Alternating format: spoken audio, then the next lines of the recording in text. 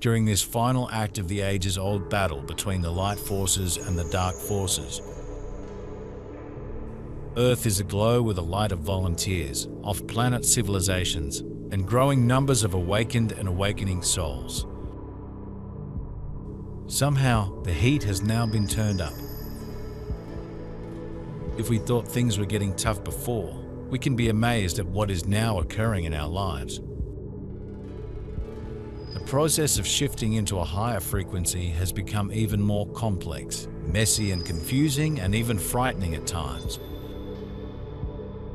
We're finding that if we're still clinging to old patterns, beliefs, and emotional reactions,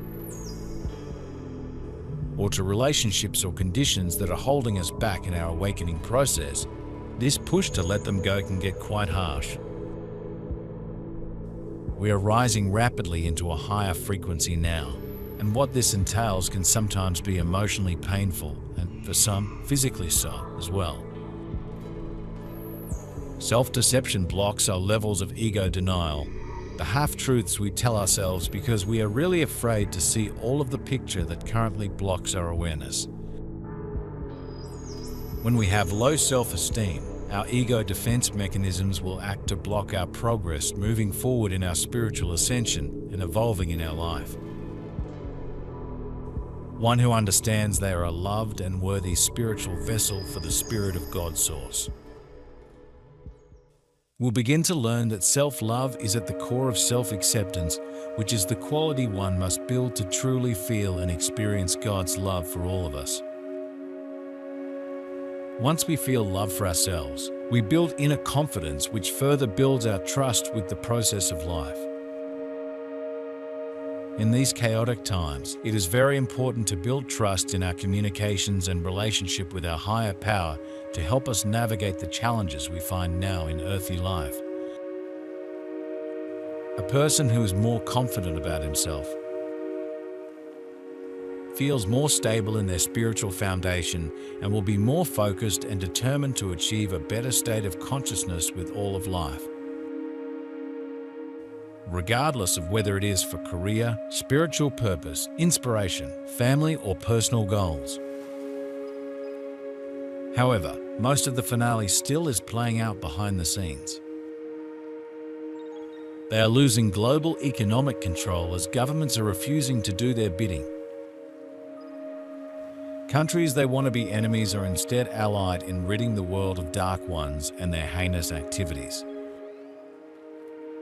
Arrests and trials of individuals for crimes against humanity or treason continue. In this last phase of Earth's transition from darkness into light, a short period of chaos seems inevitable and a brief lockdown seems certain. The latter is both protective and a pivotal happening that will hasten the awakening of still slumbering souls. Some bumpy patches will likely follow, but none would be long-lasting, and there will be no mini ice age, abrupt geophysical shift, or any other predicted catastrophic event. It can be somewhat easier if we can stay aware that what we're experiencing is a type of death process. Our old 3D identity is in the process of dying, and if we aren't able to easily drop those things that are attached to this identity, they will be, sometimes rather abruptly, stripped away from us. We need to understand that the new high-frequency energies on the planet are no longer allowing us to carry on with our old, limited, low-frequency understanding about ourselves. It's too small, too limited, too powerless for who we truly are. So sometimes radical changes need to happen. Sometimes things that are really important to us are pulled away, seemingly by external forces, but it's really our deeper self that is doing this.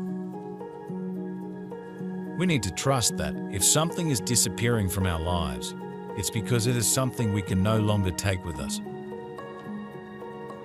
When building the relationship with the self, it may mean we are taken through character-building life experiences that we do not prefer.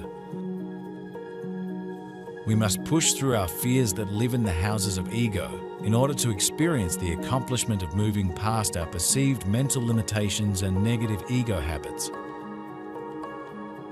If our mental limitations or self-entitlement govern our actions, we will become stunted in our emotional, spiritual growth and fall into symptoms of low self-esteem. If we are to begin to recognize the qualities that define safe people and safe relationships, we need to first understand what a safe person is and why we need that kind of safety to overcome fear.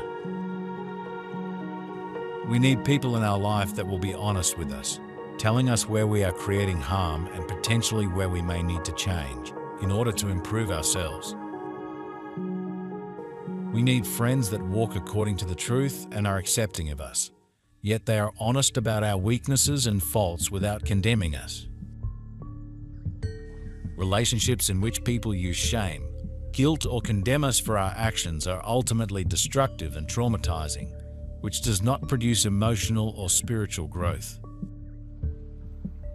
These are the unsafe people that require us to be different than who we are in order to be accepted and conditionally loved by them. Conditional love that must be earned is useless. It is a made-up projection from the negative ego demands and is not real love. If we do not have this kind of safe person around us yet, we can become that person for ourselves and others. As we intend to clear fears and improve our character, we attract similar people. When irrefutable evidence of truthful information starts coming forth, you who have waited so patiently will greet it with rejoicing. But as many of you are anticipating, most others will be shocked, confused, outraged, and fearful. As encouraging mentors, calmly and confidently explain to all receptive souls that everything going on is ending long ages of darkness on earth. It can be helpful to recommend books and websites that support what you tell them about this profound turnaround, how civilizations have been helping Earth, and wondrous changes ahead. The unconscionable disparity between the few haves and the billions of have-nots will end, and everyone will share in the planet's abundance. The global economic system based on precious metals that will replace the current corrupt system will protect honestly earned savings and investments. Scientific and technological developments the dark ones have been using malevolently will be taken out of their control and used beneficially. The planet's damaged environment will be restored. There will be what you call free energy and grand innovations in healthcare, education, transportation, communication, agriculture, and construction. The peoples need to know the powerful energy of positive thoughts and feelings about those changes will manifest them and lead to Earth's golden age, where love is the foundation of life. They need to know that in the timeless continuum, where the past, current, and future are happening simultaneously, that glorious age already is. And yet, at the same time that this death of our 3D self is occurring, we are also, simultaneously, being reborn. A new 5D identity is rising up within us. As old patterns are dropped, more and more room is made for this new self to manifest within us. It's just generally not as visible yet as the old identity that is fading away is. It can be difficult to notice it when we're in pain, confusion, or exhaustion. And yet we can, if we can just shift out of our old and familiar 3D consciousness and our passive acceptance of our limited and constrained 3D life. We can be aware that the ascension birth process, much like the physical birth process, can be painful, messy, and exhausting until we are fully born and free. And we can also begin seeing ourselves through the eyes of 5D consciousness, recognizing the magnificence of who we really are. As powerful multidimensional beings, and realize how our life is already beginning to function in 5D reality.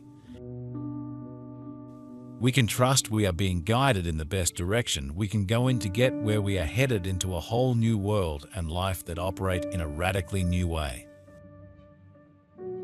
In order to heal our mental and emotional body, to overcome deep fears, we must know how to establish safety within ourselves and recognize what makes us feel unsafe. Taking good care of our body, having a consistent meditation or spiritual practice to become more inner-directed. Avoiding exposure to self-harming behaviors and learning how to manage fear or trauma reactions is essential to being safe within yourself. The first step is to identify what makes us feel safe and stable, and to do those things every day. We must make an effort to identify what choices we do have and make changes in our environment that can increase our sense of safety and comfort while in our physical space. Assess the physical and emotional safety of your environment and realize it may be necessary to remove people or situations from your life who are entrenched in destructive and harmful behaviors. In order to make the necessary changes to your lifestyle. When we are more competent in emotional self-regulation, our inner safety is enhanced so that trust can be formed. As we discover that we really do have the resources inside of us for feeling comforted and safe. Dear ones, do not feel uneasy about taking on that task of enlightenment. When the moment arrives that your knowledge is needed, your previous experience in helping other civilizations see the light will come to the fore and you will feel automatically guided.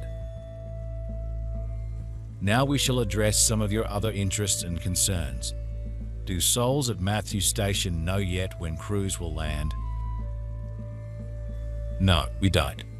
What we do know is that there can be no landings until it is safe for the crews and the people who want to greet them. God relieved fleet commanders of determining when safety can be assured for everyone. When it is, He will tell them go. It will be safe then, too, for souls in the extraterrestrial special forces who live among you to introduce themselves. The Dark One's time is growing shorter, so there is reason to think that sooner rather than later you will meet these universal family members who are eager to thank volunteers for their invaluable service to Earth and to mingle with Earth's peoples. Souls living in inner Earth's marvelous cities want you to become acquainted with them, too. All will offer help to restore health to the ravaged environment, and that can be accomplished with speed that will astound you. Speaking of speed, because of the light radiated by you volunteers and beamed by far-distant civilizations, the transformation of life on Earth is happening with speed that is unprecedented in this universe. Third-density civilizations that declined offers of that assistance took as long as 40,000 years to evolve to fifth density spiritually and consciously. When we forgive others for perceived transgressions, it frees us from the bonds, entanglements and cords which manifest painful patterns such as judgments, resentments, and anger. Forgiving yourself is the most important action one can take to clearing self-sabotaging bonds of victimhood and their painful wounds from past, present, and future. A forgiveness technique is to practice self-acceptance. No person needs forgiveness for just being who they are. The practice of forgiving yourself is about targeting the specific things that make one feel bad about themselves. The things that make one feel inadequate or unworthy, and not about the truth of the real person that you are. As a forgiveness technique, self-acceptance allows one to acknowledge that you are a good person, with faults and all. This does not mean that one ignores the faults or stops making genuine attempts to improve oneself. But it does mean that one values themselves above all of those elements. When one recognizes self-worth by acknowledging one's whole self. then the personal power is generated to stop allowing these faults to be used as weaknesses and continually halt one's progression and evolution throughout life.